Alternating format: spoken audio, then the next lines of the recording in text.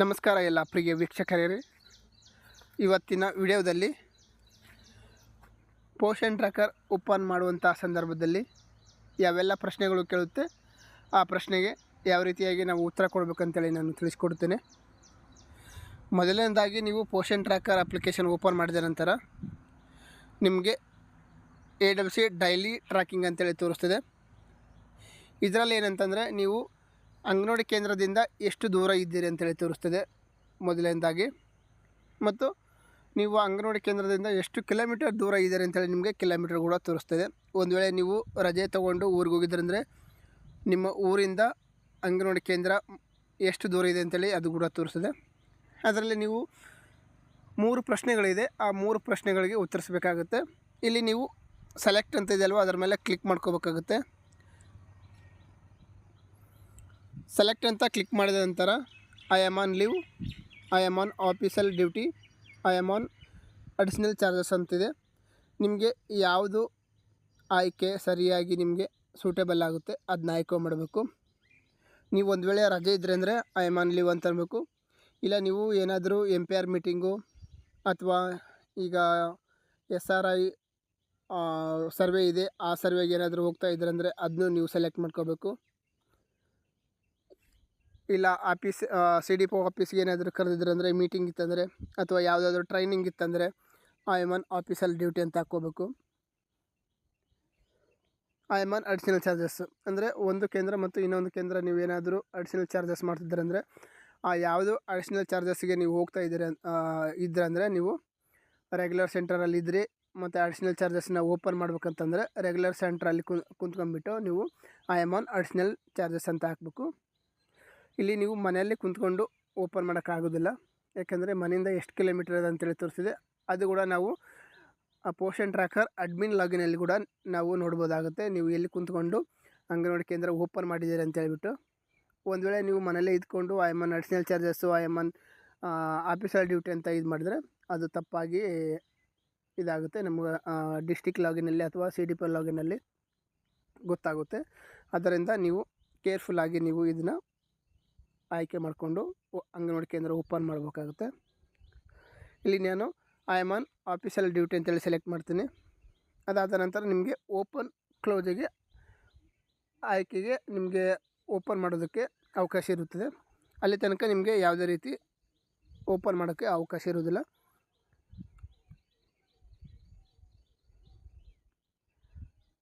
Once AWC status is set to open you cannot change it. ಅಂದರೆ ಒಂದು ಸಲ ನೀವು ಅದನ್ನ ಸೆಲೆಕ್ಟ್ ಮಾಡಿಕೊಂಡು ಓಪನ್ ಅಂತ ಕೊಟ್ಟರೆ ಯಾವುದೇ ರೀತಿ ಚೇಂಜ್ ಮಾಡೋಕ್ಕೆ ಇರುವುದಿಲ್ಲ. ಈ ರೀತಿಯಾಗಿ ನಿಮಗೆ ಓಪನ್ ಆಗುತ್ತೆ.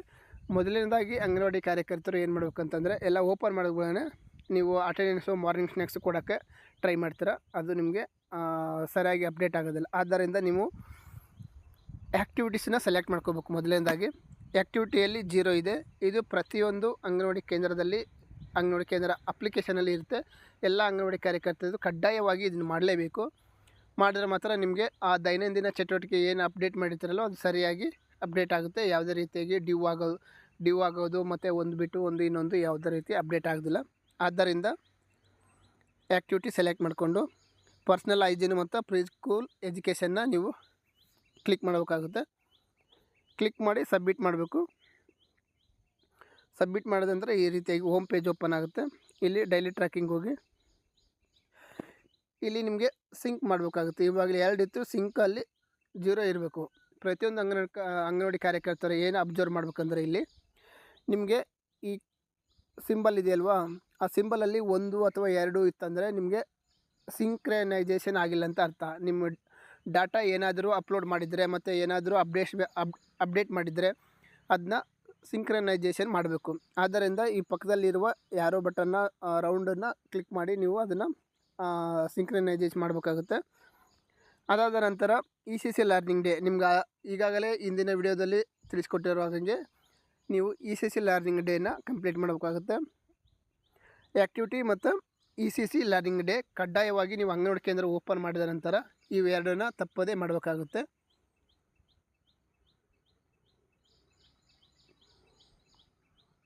ನೆಕ್ಸ್ಟ್ ಅಂತ ಕೊಟ್ಟರೆ ನಿಮಗೆ ಮಿನಿಮಮ್ 2 ವಿಡಿಯೋಸ್ ಮಸ್ಟ್ ಕಂಪ್ಲೀಟ್ ಮಾಡಬೇಕಂತಿದೆ.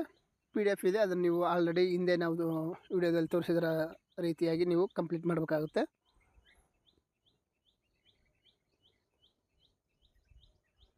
ಅದೇ ರೀತಿಯಾಗಿ ಅಟೆಂಡೆನ್ಸು, ಮಾರ್ನಿಂಗ್ ಸ್ನ್ಯಾಕ್ಸು, ಇಲ್ಲಿ ನಮ್ಮ ಅಂಗನವಾಡಿ ಕಾರ್ಯಕರ್ತರು ಏನು ಮಾಡ್ತಿದ್ದಾರೆ ಅಂದರೆ ಅಟೆಂಡೆನ್ಸು ಮತ್ತು ಮಾರ್ನಿಂಗ್ ಸ್ನ್ಯಾಕ್ಸಲ್ಲಿ ತಪ್ಪಾಗಿ ಎಂಟ್ರಿ ಮಾಡ್ತಿದ್ದಾರೆ. ಯಾಕೆಂದರೆ ಬೆಳಗ್ಗೆ ಬಂದಿರೋ ಮಗು ಮಧ್ಯಾಹ್ನ ಊಟಕ್ಕೂ ಕೂಡ ಇರುತ್ತೆ. ಆದ್ದರಿಂದ ಬೆಳಗ್ಗೆ ಎಷ್ಟು ಮಕ್ಕಳು ಇರ್ತವೆ ಅದೇ ರೀತಿಯಾಗಿ ಅಷ್ಟು ಮಕ್ಕಳಿಗೆ ನೀವು ಮಧ್ಯಾಹ್ನ ಊಟಕ್ಕೆ ಹಾಜರಾಗಿರ್ತಾರೆ. ಅದನ್ನು ನೀವು ಈಗಾಗಲೇ ಆ ಮಗು ಊಟ ಎಲ್ಲ ತಯಾರಿಸಿರ್ತಾರೆ. ಆದ್ದರಿಂದ ನೀವು ಬೆಳಗ್ಗೆ ಅಟೆಂಡೆನ್ಸಿಗೆ ಏನು ಹಾಕಿರ್ತೀರ ಅದೇ ಮಕ್ಕಳನ್ನ ನೀವು ಮಧ್ಯಾಹ್ನ ಬಿಸಿ ಊಟಕ್ಕೆ ಹಾಕಬೇಕಾಗುತ್ತೆ. ಯಾಕೆಂದರೆ ಬಿಸಿ ಊಟಕ್ಕೆ ಬಂದಿರೋದು ಮಾರ್ನಿಂಗ್ ಬಂದಿರೋ ಮಕ್ಕಳು ಒಂದೊಂದು ವೇಳೆ ತಂದೆ ತಾಯಿ ಕರ್ಕೊಂಡು ಹೋಗಿರ್ತಾರೆ. ಅವ್ರಿಗೆ ಹೇಳ್ಬೇಕು ತಂದೆ ತಾಯಿಗೆ ಊಟ ರೆಡಿ ಇದೆ, ಊಟ ಮಾಡಿದ ನಂತರ ಒಂದು 5 ನಿಮಿಷ 10 ನಿಮಿಷ ಬಿಟ್ಟು ಕರ್ಕೊಂಡು ಹೋಗಿ ಅಂತೇಳಿ ಹೇಳ್ಬಿಟ್ಟು ನೀವು ಅಟೆಂಡೆನ್ಸ್ ಹಾಕಿ ಆ ಮಗುಗೆ ಮಧ್ಯಾಹ್ನದ ಬಿಸಿ ಊಟ ಕೊಟ್ಟು ನೀವು ಅಟೆಂಡೆನ್ಸ್ ಹಾಕಬೇಕಾಗುತ್ತೆ.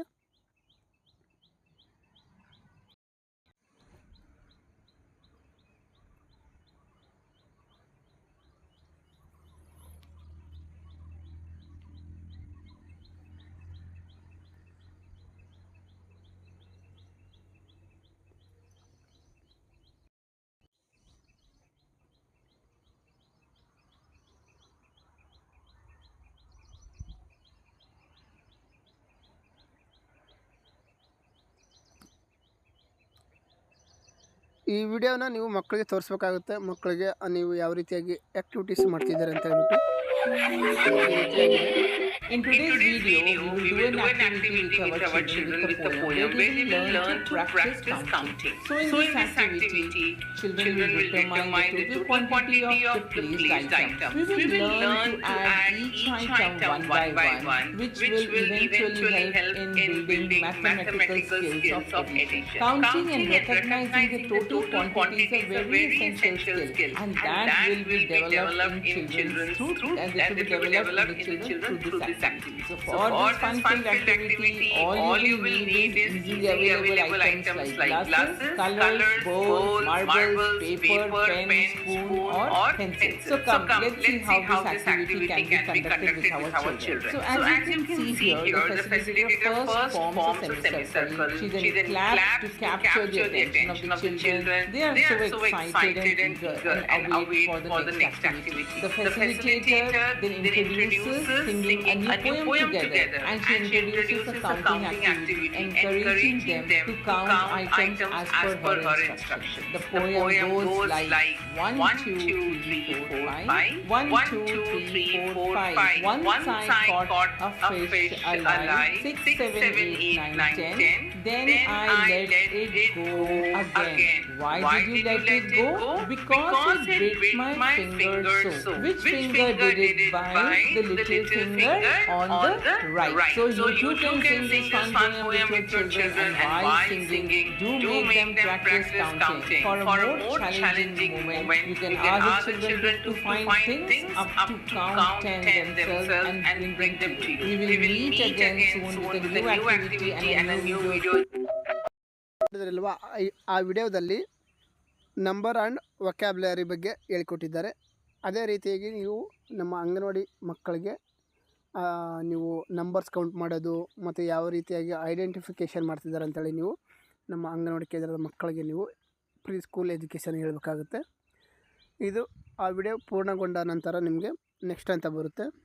ನೆಕ್ಸ್ಟ್ ಅಂತ ಹೊಡಿಬೇಕು, ಆ್ಯಕ್ಟಿವಿಟಿ ಕಂಪ್ಲೀಟ್ ಆಗುತ್ತೆ. ಅಲ್ಲಿವರೆಗೂ ನಿಮಗೆ ಕಂಪ್ಲೀಟ್ ಆಗೋದಿಲ್ಲ. ಅದೇ ರೀತಿಯಾಗಿ ಇನ್ನೊಂದು ವಿಡಿಯೋ ಇದೆ, ನೀವು ನೋಡ್ಕೊಳ್ಬೋದು.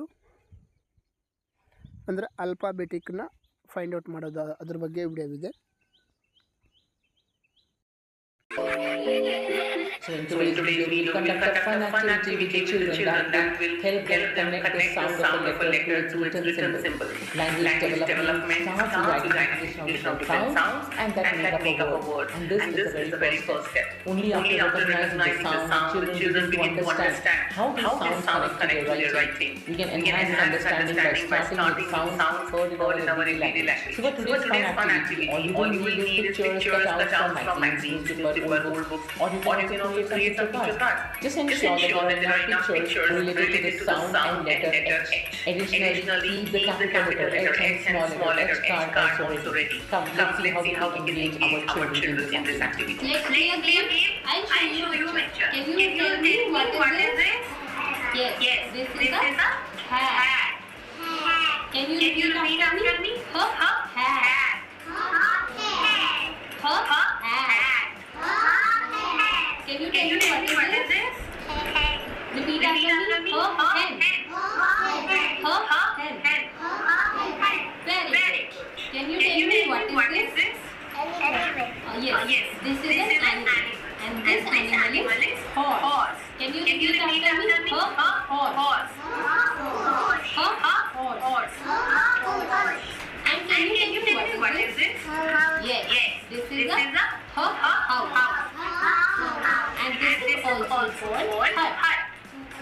To repeat after me. Her hut. Very good. Yes. These all things start with her sound. X says her hut. H says her horse. H says her cat. H says her hen.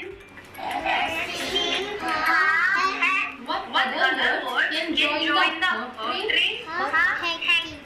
Very good. Very good. Yes. All these words start with sound her. Now, can you tell me what is this? Yes. This is letter H. And can you tell me what is this? Yes. This is also letter H. In English, there is one big letter H and small letter H. And both these letters start with sound H. Yes. Very good. Now let me show you how to write big letter H and small letter H. Now it's your turn.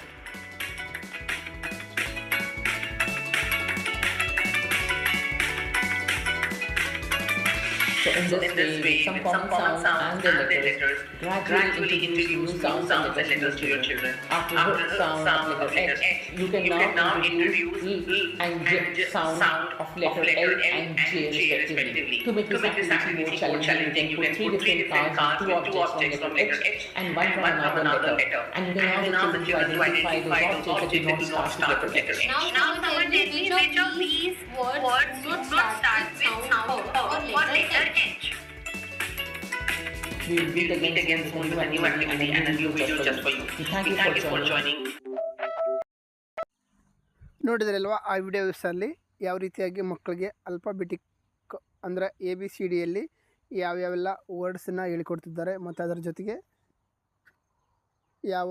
ಇದನ್ನೆಲ್ಲ ಯಾವುದು ಈಗ ನಮಗೆ ಯಾವುದು ಆ ವರ್ಡ್ಗೆ suitable ಆಗೋಂತಹ ವಸ್ತುಗಳನ್ನು ತೋರಿಸ್ಬಿಟ್ಟು ಮತ್ತು ಪ್ರಾಣಿಗಳಿಗಿರ್ಬೋದು ವಸ್ತುಗಳು ಅದನ್ನ ತೋರಿಸ್ಬಿಟ್ಟು ಯಾವ ರೀತಿಯಾಗಿ ಐಡೆಂಟಿಫಿಕೇಷನ್ ಮಾಡ್ತಿದ್ದಾರೆ ಅಂತೇಳಿ ಅದೇ ರೀತಿಯಾಗಿ ನಮ್ಮ ಅಂಗನವಾಡಿ ಕೇಂದ್ರದಲ್ಲಿ ಇರುವ ಮಕ್ಕಳಿಗೂ ನೀವು ಈ ರೀತಿಯಾಗಿ ಕಲಿಸೋದ್ರಿಂದ ನಮ್ಮ ಪ್ರೀ ಸ್ಕೂಲ್ ಎಜುಕೇಷನಲ್ಲಿ ಸಕ್ಸಸ್ಫುಲ್ಲಾಗಿ ನಾವು ಕಂಪ್ಲೀಟ್ ಮುಗಿಸ್ಬೋದು. ಇನ್ನು ನೀವು ನೆಕ್ಸ್ಟ್ ಅಂತ ಕೊಟ್ಟರೆ ಆ್ಯಕ್ಟಿವಿಟಿ ಕಂಪ್ಲೀಟೆಡ್ ಆಗುತ್ತೆ.